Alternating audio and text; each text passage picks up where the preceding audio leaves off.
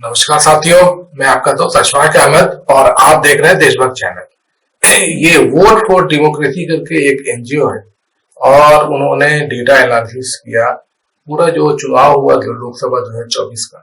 तो इसमें क्या क्या गड़बड़ी हुई है तो वो पूरा एनालिसिस करके और अभी एक चिट्ठी लिख दी है, नोटिस जारी कर दिया है चुनाव आयोग को कि ये जो गड़बड़ियां हुई है और इसका एकदम मतलब ठोस सबूत कि ये गड़बड़ियां हुई है उसको आप रेक्टिफाई करो। जो जो आपने चुनाव डिक्लेयर किया हुआ है तो उसको खारिज करो और वहां पर जहां जहां पर भी गड़बड़ी है उसको ठीक करो। तो अगर उनका जो उन्होंने पूरा एनालिसिस किया है तो पाया है कि 79 सीटों पर जो वोट जितना पड़ा है तो उसमें वोट या तो बढ़ाया गया या घटाया गया, सब मिलाकर करीब 5 करोड़ वोट का हेरा फेरी किया गया। तो ये जो 89 सीट है तो यहाँ पर जो बीजेपी के कैंडिडेट जो जीते हुए हैं असल में वो हारे हुए हैं और इंडिया गठबंधन के कैंडिडेट वहां जीते थे। तो अगर इसको दुरुस्त किया जाए तो मतलब कि भाजपा की जो है 160 सीट भी नहीं आ रही है और वैसे वो 240 जीते थे। तो ये अगर खामियों को अगर ठीक किया जाए तो इनका बनता है 159 160 करीब पकड़ लीजिए।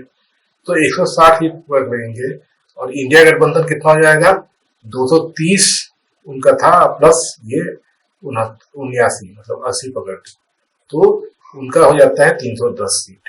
तो मतलब कि इंडिया गठबंधन की सरकार बननी चाहिए थी, लेकिन ये धांधली की वजह से बीजेपी जोड़ तोड़ करके अपनी सरकार बना ली। तो ये जो राज्य है जहां पर ये वोट का हेराफेरी किया गया है तो महाराष्ट्र में सबसे ज्यादा दिखता है, वहां पे करीब 83 लाख वोट का हेराफेरी किया गया। तो महाराष्ट्र में ऐसी बीजेपी जो है उसकी हालत खराब हो गई और बीजेपी भी बुरी तरह मतलब फेल हुई और उसने जो तोड़ के अपना साथ मिला लिया था अजीत पवार की पार्टी और एकनाथ शिंदे की पार्टी, तो ये सब मिला के भी इनके सीट कुछ नहीं आए थे। और जबकि इंडिया गठबंधन में जबरदस्त सीट आए थे महाराष्ट्र में। और ये अगर गड़बड़ी जोड़ दिया जाए तो फिर इनका तो हालत और खराब था। तो ये जो गड़बड़ियां हैं तो ये जो स्टेट्स में बताई जा रही हैं तो इसकी वजह से ये जो 89 सीट का फर्क आ गया।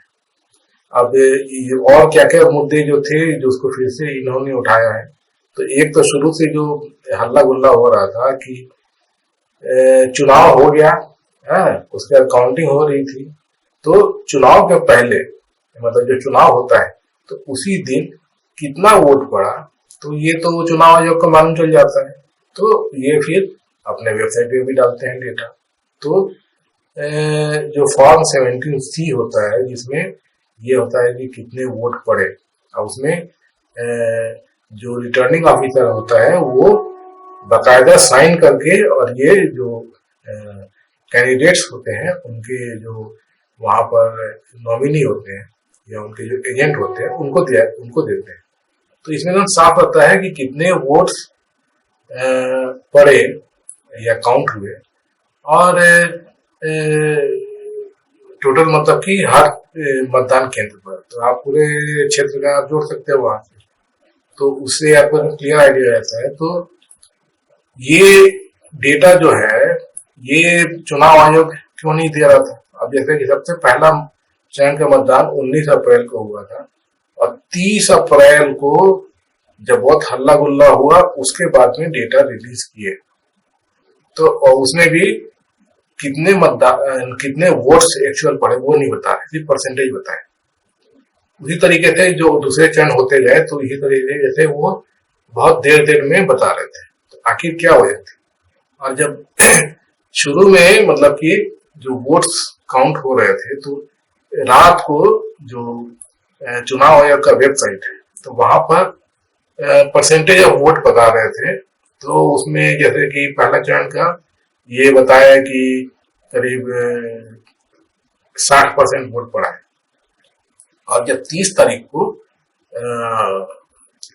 फिर इन्होंने जब डेटा रिलीज किया, मतलब कि पहले तो प्रोविजनल होता है जब कि, क्योंकि उसमें वोट थोड़ा फर्क हो सकता है, क्योंकि बहुत सारे वोटर जो है अभी वोट नहीं दिए होते हैं, या फिर एडजस्ट कुछ भी एडजस्ट मतलब, तो पकड़ लीजिए कि वो प्रोविजनल डेटा होता है, और फाइनल डेटा जो होता है तो ये एक दिन बाद आ जाना चाहिए। तो ये 12-13 दिन बाद दिए। तो 12-13 दिन बाद देने के बाद भी बता रहे थे कि 6% 7% वोट बढ़ गया। तो कैसे बढ़ गया था, इसका जवाब चुनाव आयोग नहीं दिया। तो ऐसा आपने देखा कि हर फेज में हुआ, तो ये तो गड़बड़ी था। तो सब मिलाकर जितनी गड़बड़ी है, ये तो खैर ये सिर्फ वोट काउंटिंग का गड़बड़ी है अपना, और वोट में हेरा फेरी गड़बड़ी है। इसके अलावा जितने भी गड़बड़ी किए, जैसे कि मोदी जो है हिंदू मुसलमान करते रहे, उनको चुनाव आयोग नहीं रोका, कोई नोटिस नहीं दिया, उनको कोई सजा नहीं दिया, और उसी तरीके से चुनाव में और भी तरह से इसको ये अलग अलग तरीके से गड़बड़ियां हुई, और चुनाव आयोग सोता रहा, कुछ नहीं किया। तो उस पर भी जवाब नहीं। खुद चुनाव आयोग के जो चुनाव आयुक्त थे, तो चुनाव के प्रिपरेशन के सिर्फ 2 दिन पहले वो 2 चुनाव आयुक्तों को नियुक्त किया गया था एकदम से। और आपको पता है कि चुनाव आयुक्त को आजकल जो मोदी जी ने एक कानून बना दिया है कि उसमें जो कमेटी रहेगी 3 लोगों की, तो उसमें एक प्रधानमंत्री और एक उनका कोई मिनिस्टर और एक अपोजिशन का एक आदमी। तो ऐसे में मतलब कि चुनाव आयुक्त जो होगा, तो वो तो मतलब प्रधानमंत्री का चॉइस हो रहेगा ना। और सुप्रीम कोर्ट ने उसके पहले एक रूलिंग दिया था कि चुनाव आयुक्त की नियुक्ति में 3 लोग होने चाहिए, एक सुप्रीम कोर्ट के चीफ जस्टिस, एक प्रधानमंत्री और एक विपक्ष का नेता। तो ऐसे में जो भी चुनाव आयुक्त बनते तो निष्पक्ष चुनाव, निष्पक्ष सिलेक्शन से बनता। तो मोदी जी ने उसको बदल दिया था, तो वो खुद एक मुद्दा है। तो ये था पूरा जो जिस तरीके से दिख रहा है, तो ये तो मतलब साफ साफ धांधली है। और एक्चुअली मोदी जी की सरकार नहीं बनी है, वो जनता ने इंडिया गठबंधन को जिताया था। मोदी जी ने गड़बड़ी करके और खुद सीट पर, गद्दी पर बैठ गए हैं। तो अब चुनाव आयोग को जवाब देना है, क्योंकि ये जो डेटा जो दिया है वोट फॉर डेमोक्रेसी, तो ये कोई ऐसे हवा में तो नहीं दिया है, उन्होंने पूरा स्टडी करके और सब दिया है। इसमें मतलब गड़बड़ी होने का चांस ही नहीं।